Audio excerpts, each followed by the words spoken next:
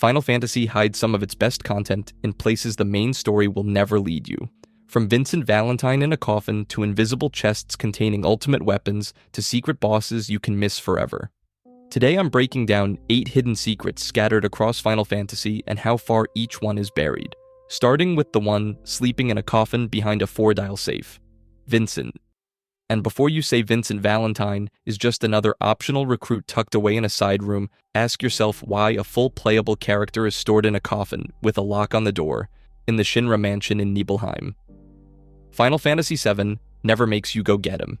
You can finish the entire game, roll credits, and never learn his name. That is the trap, and it works because Nibelheim feels finished by the time you reach it, a childhood town with its ghosts already accounted for, so the optional recruitment is easy to miss.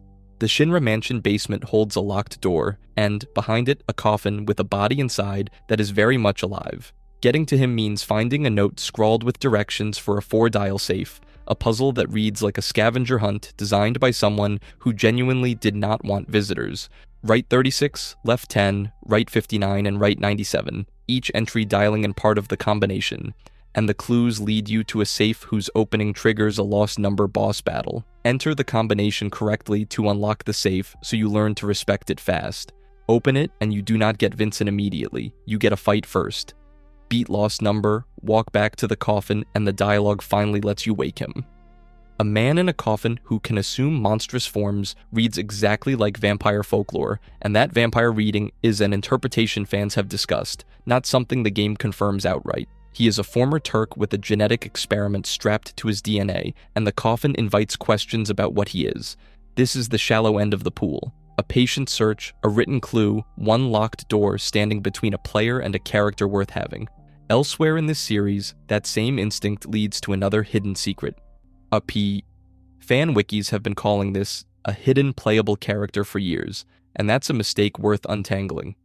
Poo isn't a party member recruited through the UFO quest in Final Fantasy VIII. What's actually waiting back there is a lot stranger. An alien, a UFO sighting log, and a card described as the rarest in the game, even though it isn't classed as a rare card. The confusion becomes clear when players reach the UFO, side quest, and find an encounter with Poo, a quest that's easy to miss, even though the cited trophy data puts its average completion at 56.28%. The quest is called UFO, and it wants 4 separate sightings before it reaches its main payoff. Windhill Bluffs, Mandy Beach, the Heath Peninsula, the Kashkabal Desert. Each one requires you to be standing in the exact location, and the locations are easy to overlook. Do all 4 shoot down the UFO near Grandity Forest, and an alien named Poo turns up near the crater where Balam Garden used to sit. That location alone is a strange detail if you remember what happened to that garden. Here's the choice that actually matters. Defeat Poo in battle, and the path closes for good. Feed him 5 elixirs instead, one of the most valuable healing items in the entire game, and you get the Poo card in return. A one-of-a-kind, level 5 monster card. That's the twist. Some explanations get wrong. This isn't a person joining your party, it's a resource you spend to unlock a collectible. And if you're patient enough, Quetzalcoatl's card mod ability turns that same rare card into a hungry cookpot, an obscure item. A player chasing full completion doesn't recruit anyone here. They trade 5 elixirs and a stretch of overlooked map, 4 vague sightings, and 1 tense encounter for a card that exists nowhere else in the entire game. A locked door can carry a heavier secret when the reward inside changes who joins the journey. The Sealed Temple. Final Fantasy V has a dungeon called the Sealed Temple, but the evidence here does not establish how long any belief in a 5th party member persisted. The Sealed Temple showed up in Final Fantasy V Advance in 2006, more than a decade after the original release, and was also included in the discontinued 2013 mobile and Steam versions. You need all the tablets and all 12 legendary weapons before the temple even acknowledges you, which means this is a reward for players who already finished cleaning out the rest of the game. Beat the story, reload your clear data, and the place opens fully.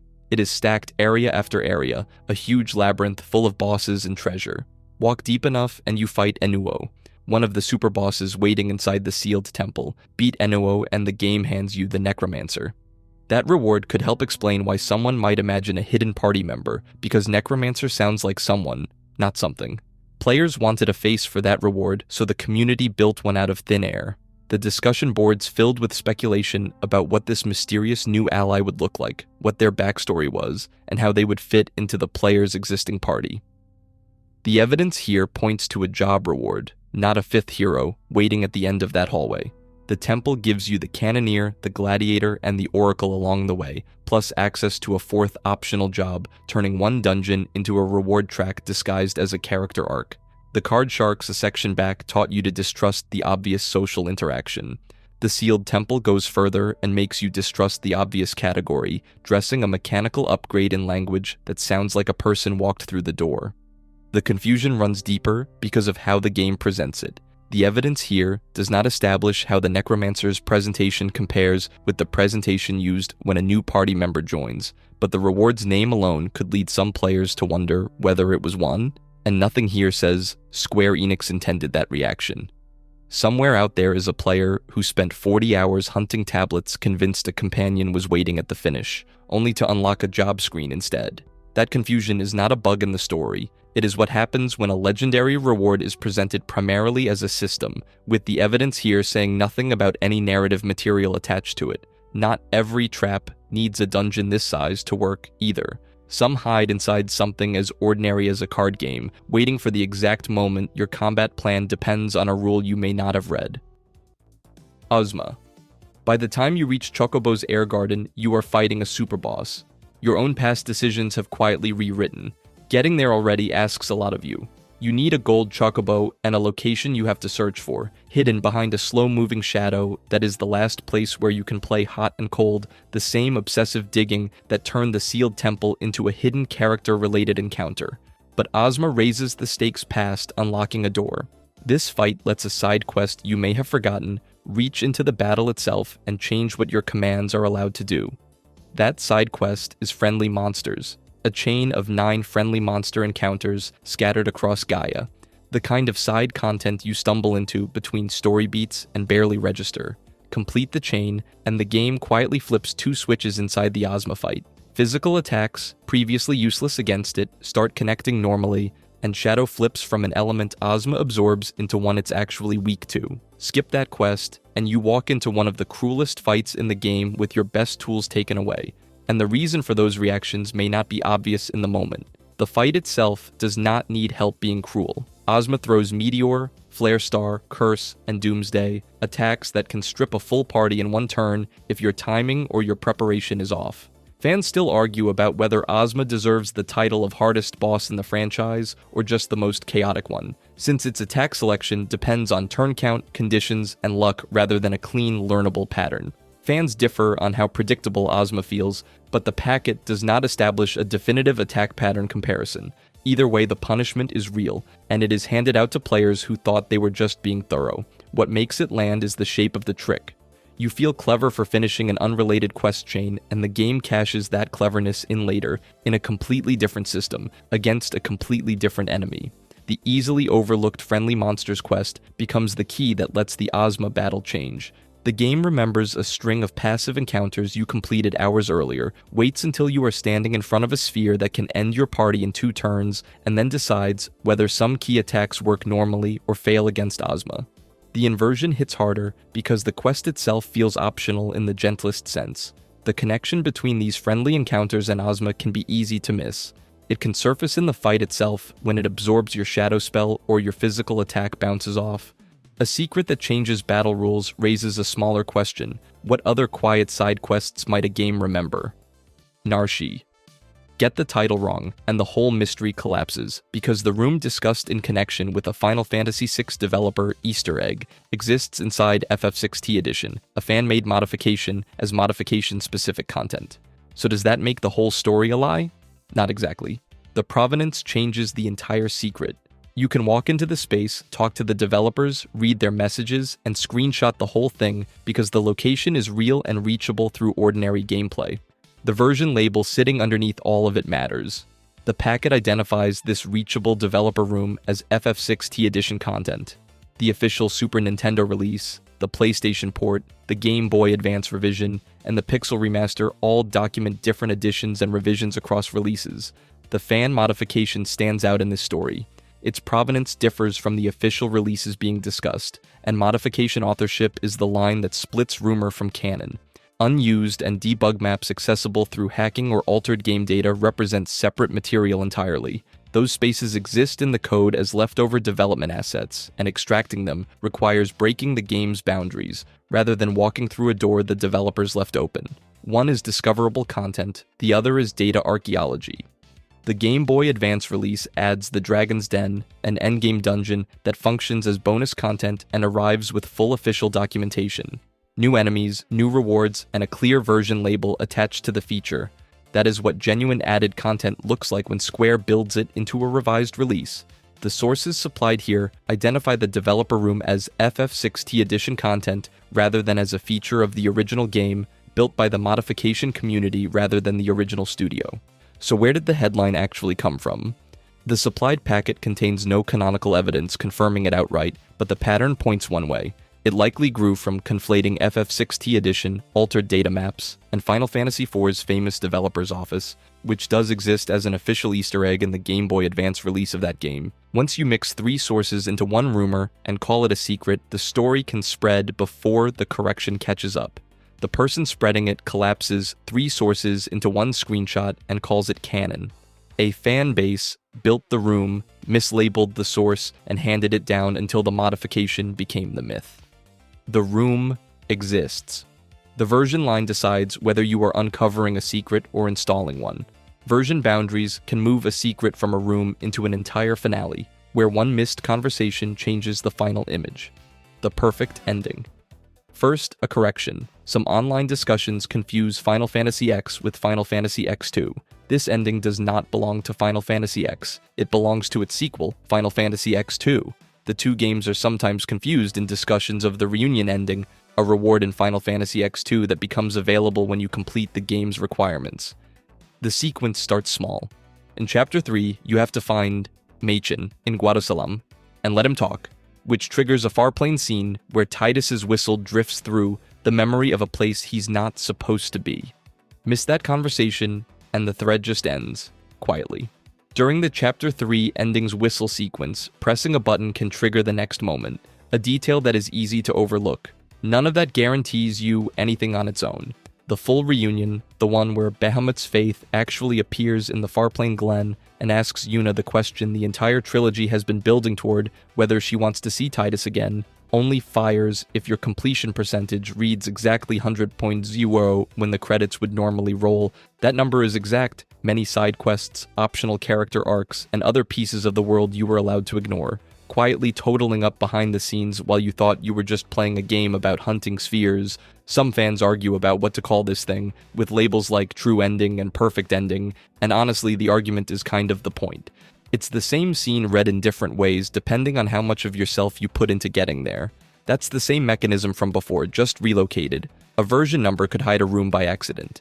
Here, the game hides its emotional climax behind its completion requirements and refuses to hand Yuna her reunion until you've earned it the same way she does.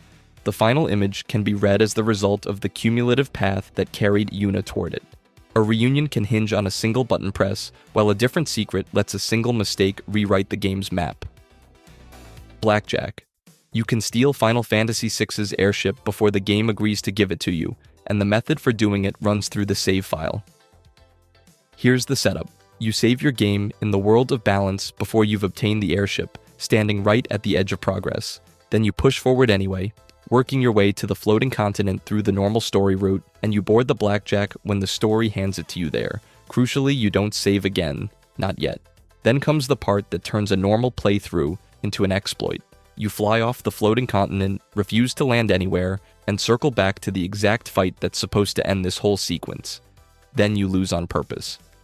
A game over screen appears, and the game reaches for your last save, the one sitting back before you ever had an airship at all, and drops you into it like none of the last hour happened, except something didn't reset. The airship flag stayed active, quietly logged in the save data as true, even while your character, your position, and your story progress all snapped backward to an earlier point. You wake up in the old save with an airship state that does not match the earlier save's position. The result is a state where the player's position is behind the airship progression. The packet does not establish what happens to party dialogue in this state. Airship functions have been reported to glitch in ways the packet does not establish as intended, in a state where the story progression and the airship state do not match. The airship glitch has been documented in a comprehensive guide and has attracted speedrunning attention, while some players may choose to avoid it when pursuing a clean completion, with at least one community report associating a Final Fantasy VI glitch with lost save data. Both reactions make sense. You're not glitching a wall or clipping through geometry here. You're exploiting a save and reload behavior that can retain an airship state while restoring an earlier position, and the reported save and reload sequence can leave the game with an unexpected combination of state values. The player travels backward in position while the game carries the airship forward. Once a save can hold onto a flag nobody else can see, the door opens for a different kind of secret. One that doesn't hide behind a glitch at all, but behind a reward the game refuses to even put on screen. Seatengrat. Somewhere in a corridor you've walked through a dozen times, there's a treasure chest floating in the exact same air you're standing in right now, and the game gives you no obvious visual sign that the chest is there. That's the Seatengrat. It's a bow. And in Final Fantasy XII, the Zodiac Age. Some players regard it as the best weapon in the game.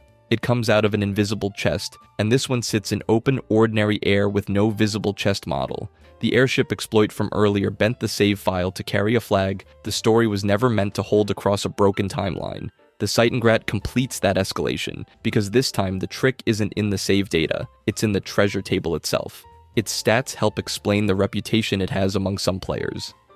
A reported plus 75 evasion is absurd for a bow in this game, and equipping it requires no license board investment, so any character can just pick it up and instantly become one of the best evasion tanks in the run. That contrast is exactly what can make the hunt feel maddening. You could be standing in the correct room, on the correct floor, with the correct party, and still walk away with nothing, because the chest that holds it doesn't render. One reliable way to get it means manipulating the game's random number generator, and the community has documented specific RNG target states, combinations like 88, 97, 90, and 97, 94, 95, along with reliable timing-based methods that force the invisible chest to roll the item you want. That's manipulation of a value the game does not explain to the player, applied to a container the game never shows, to produce a weapon the game does not clearly signpost. Whether that counts as playing Final Fantasy XII or reverse engineering, it is a real argument among the people who've done it, and some players would rather pursue other powerful weapons, such as the Zodiac Spear, than touch RNG math at all. Think about the player at the center of this. Someone who loves this game enough to want the best possible version of their favorite character, and who has to step away from the main story to get it, trading hours of exploration for spreadsheets and frame counters just to feel like they've truly finished the adventure. One of the most powerful weapons in Final Fantasy XII is invisible, and a reliable route involves understanding and manipulating the game's RNG. It's waiting in a chest the screen refuses to reveal, so the final secret lives inside the machinery beneath the adventure. If you enjoyed this video and want to see more, click the video on the screen now.